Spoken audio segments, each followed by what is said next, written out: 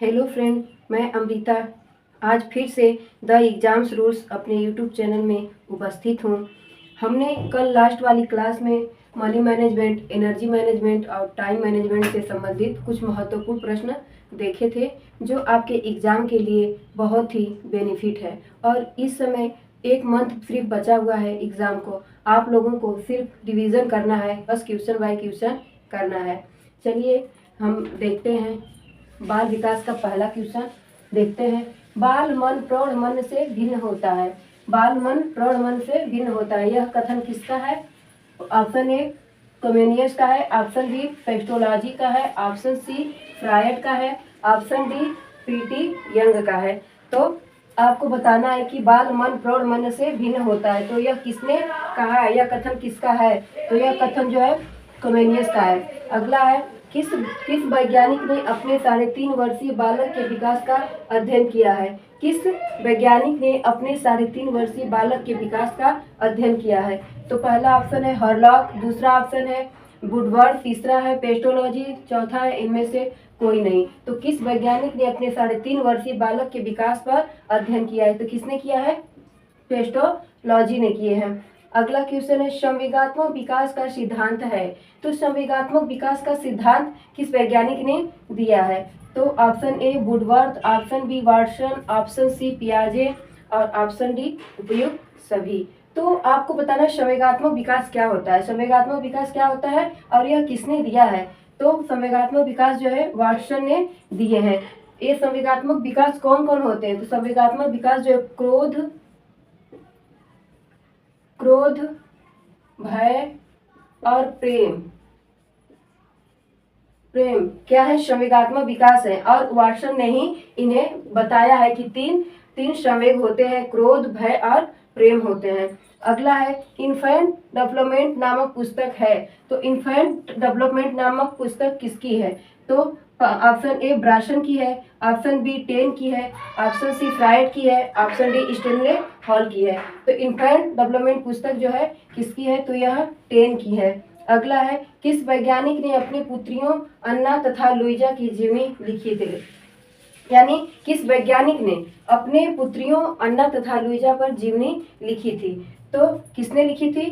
ब्राशन, अल्काट ने, option B ten ने, option C पियाजे ने, ऑप्शन डी वुडवर्थ ने। तो किस वैज्ञानिक ने पुत्रियों पर अन्ना तथा लुइजा पर अपनी जीवनी लिखी थी? तो किसने लिखी थी? ब्राशन, अल्काट ने लिखी थी। और अगला क्वेश्चन है, तुम मुझे नवजात शिशु दे दो, मैं उसे जो चाहूं बना सकता हूं। यह कथन किस वैज्ञानिक ने कहा है? तो यह तुम मुझे नवजात शिशु दे दो, मैं उसे जो चाहूं वह बना सकता हूं, यह कथन किसका है? तो यह कथन वुडवर्थ का है, बी ऑप्शन है टेन का है, सी वाटसन का है, डी क्रो का है। तो तुम मुझे नवजात शिशु दे दो, मैं उसे जो चाहूं बना सकता हूँ का यह कथन किसका है? वाटसन का है। अगला क्वेश्चन है, उत्तर बाल्यावस्था को क्षीण बुद्धि आयु किस वैज्ञानिक ने कहा है? यानी उत्तर बाल्यावस्था को क्षीण बुद्धि आयु किस वैज्ञानिक ने कहा है कि उत्तर बाल्यावस्था में जो बुद्धि होती है वह क्षीण होती है? वह किसने कहा है? हॉरलॉक ने, हलिंगवर्थ ने और वाटसन ने और जेम्स। उत्तर बाल्यावस्था को क्षीण बुद्धि आयु किस वैज्ञानिक ने कहा है? तो यह जो है हॉरलॉक, हलिंगवर्थ, वाटसन और जेम्स। तो किसने कहा है? हलिंगवर्थ ने कहा है कि उत्तर बाल्यावस्था में को क्षीण बुद्धि आयु कहा है। अगला है, वंशानुक्रम के वाहक हैं। वंशानुक्रम के वाहक कौन है? तो वातावरण, डीएनए और जीन्स या सभी। तो वंशानुक्रम के वाहक जो है क्या है? तो क्या है? जीन्स है। कौन सा है? जीन्स है। अगला है, जाइगोट का पोषण कौन करता है? जाइगोट का पोषण कौन करता है? तो जाइगोट का पोषण जो है जीव द्रव्य करता है, जीव द्रव्य करता है। जाइगोट का पोषण जीव द्रव्य करता है। आइए अगला क्वेश्चन देखते हैं। जब अंडाणु परिपक्व होकर अपनी नलिका में आता है और अलग अलग शुक्राणुओं से गर्भित हो जाता है, क्या होता है? जब अंडाणु परिपक्व होकर अंडवाहिनी नलिका में आता है और अलग अलग शुक्राणुओं से गर्भित हो जाता है तो वह कहलाता है। ऑप्शन ए है जुड़वा बच्चे, ऑप्शन बी असमरूपी जुड़वा बच्चे, ऑप्शन सी समरूपी जुड़वा बच्चे, ऑप्शन डी सभी।